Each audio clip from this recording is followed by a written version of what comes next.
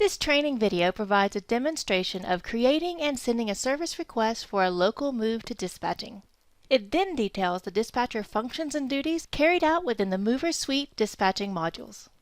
Starting out on the Contents page, let us go into the Order Information module, where we can manage all local service requests for an order. Open the Local Services tab.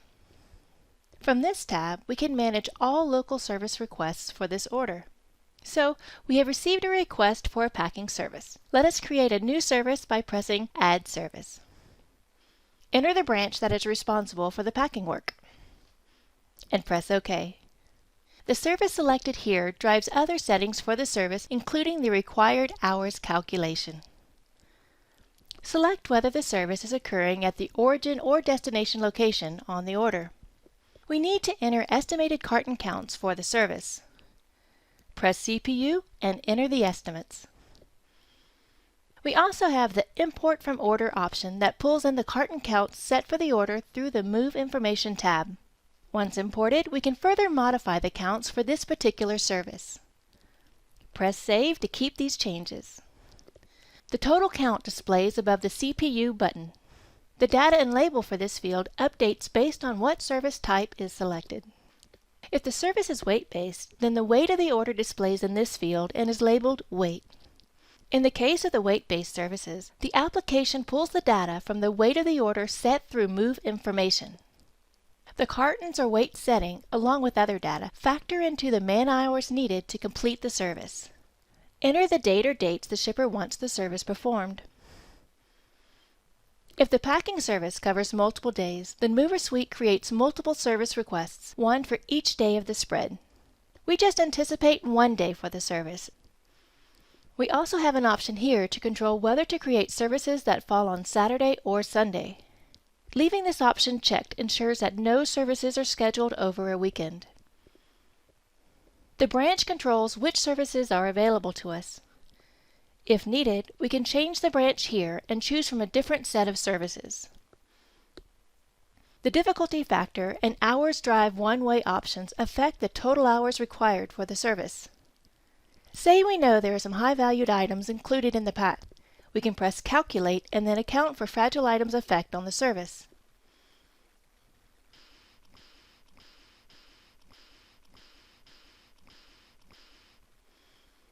The Hour Drives One-Way setting allows us to include anticipated drive time into the calculation as well. Each time we update the difficulty factor or drive time, the hours required updates automatically for us. We can update the crew and hours per man fields manually as well, which alters the total required hours.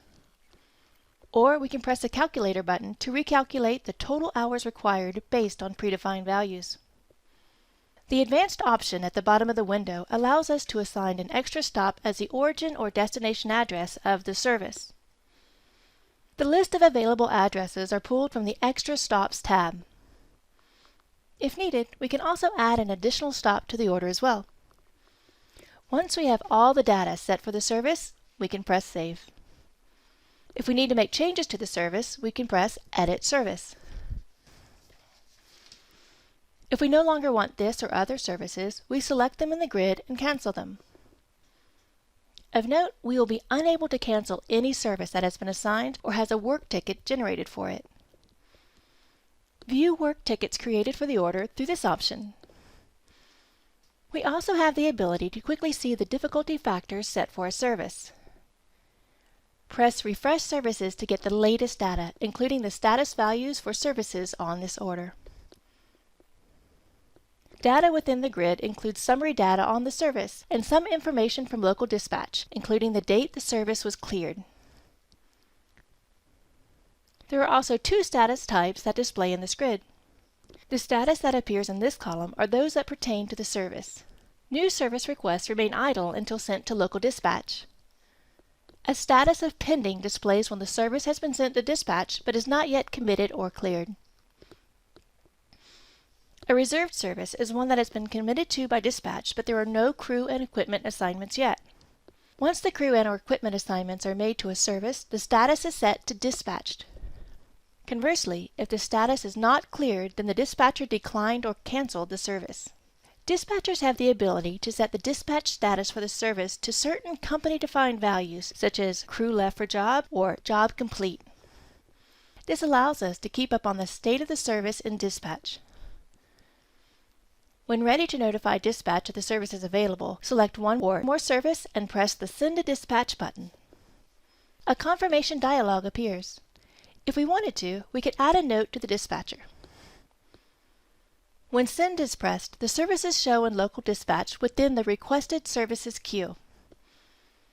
The service status reflects the state of the service, which is pending review by the dispatcher. Changing our role to that of a dispatcher, we can continue the workflow of the services sent from order information by accessing the local dispatch module. The first indication that services need our attention is the flashing Requested Services button.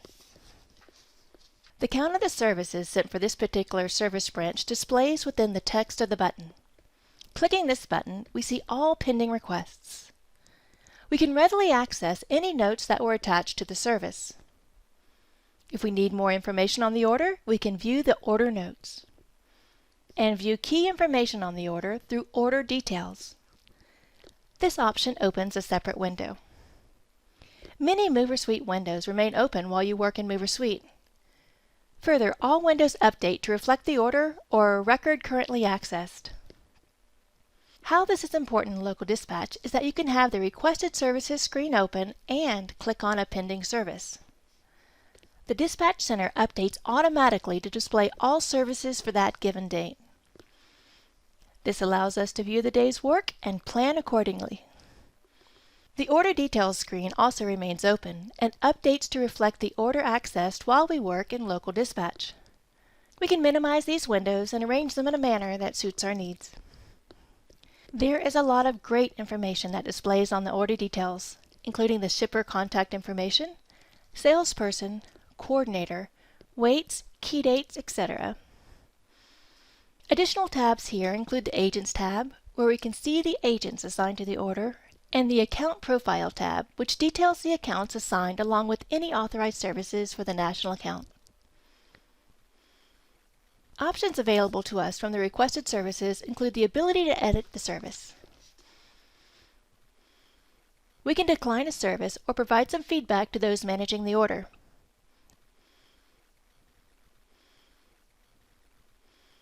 And we can clear services as well.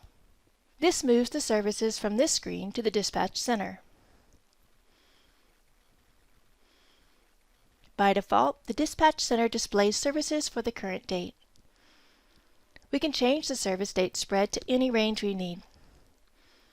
This full-function data grid also allows for customization that includes grouping, sorting, filtering, moving columns, and more.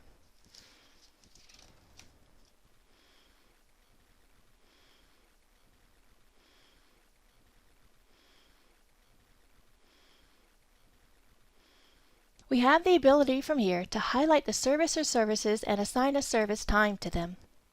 The jobs are based on the service type assigned, but can be updated as needed. We can also jump to the next service in the grid without having to reopen this dialog. We will save the times, which updates the services. Then we can assign crew and equipment to the service. Highlight the services, then select the crew from the available list and press Assign Crew. We can make any adjustments necessary, such as modifying the role, lead, and service times.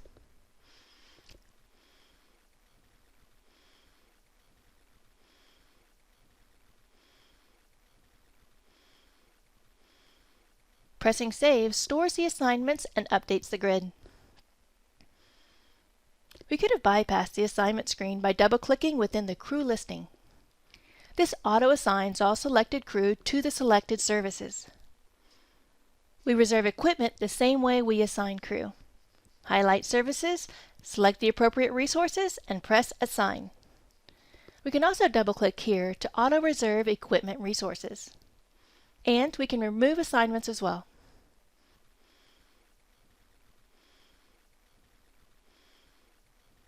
Even more options are available to us by right-clicking within any of these grids. From the crew and equipment lists, we can access the Auto Assign option and have the ability to view and log safety data. On the main grid, options include the ability to manage shipment status, edit crew and equipment assignments. We can verify and modify the estimated cartons, manage any containers assigned to the order, and update the dispatch status. Once assignments are made and packing counts are up to date, we can view the job costing on the order. This provides us an idea of the profitability of the order based in part on some of the assignments we have made. If everything looks good, we can generate a work ticket. A work ticket provides all the information needed for the crew to complete the job successfully. Data included on the report include times, dates, addresses, as well as the CPU data and any extra stops. The generated ticket number displays prominently for the selected service. Once the job is complete and the crew has returned the work ticket, we can enter the specifics of what actually occurred on the request. We do this through the Enter Actuals function. From this screen, we can enter actual times needed by our crew. Update the start and end times as needed. If these times apply to the entire crew, then check Apply to All. Scroll through the crew by pressing Next. Use the same process to update the actual time needed for the equipment. And we can update the carton counts based on what was actually used so that billing is accurate for the order. Other services performed can be documented from this dialog as well. For example, if the shipper was not available when planned, we can add a charge here for the wait time. Our billing people can review all the information documented here and invoice accordingly. We can open the job costing screen again and review how profitable our move was.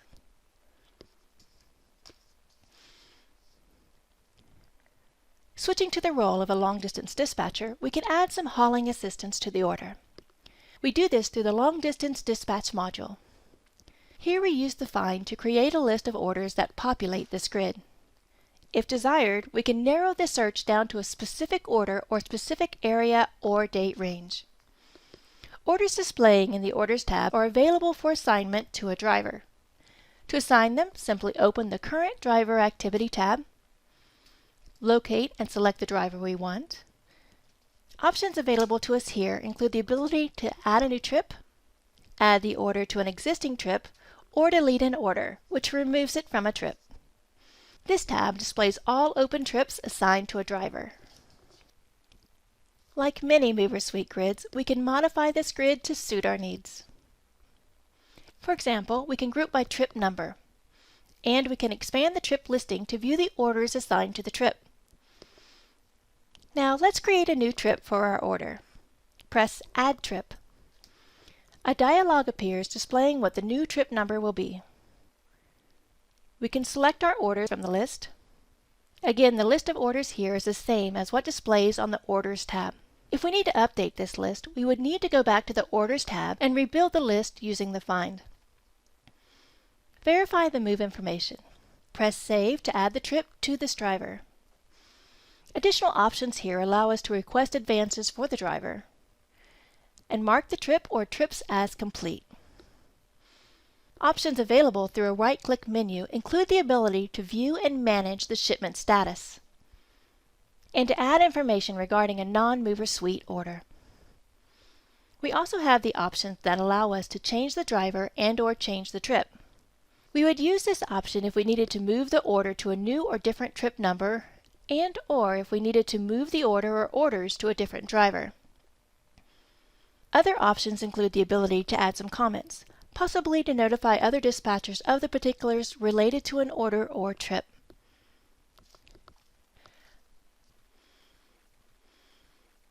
We can mark the trip complete, and we can remove an order from a trip, and view the order through the Order Information module. This option and the ability to add a foreign order to MoversSuite are also available at the top of the screen. We have immediate access to order data, including the weight, line haul amount, and order balance, which is the total amount available that the driver can request for trip expenses. Well, we have covered a lot in this overview of local services, local dispatch, and long-distance dispatch. We hope that you enjoyed it and learned a thing or two about MoversSuite. Thank you. Booyah!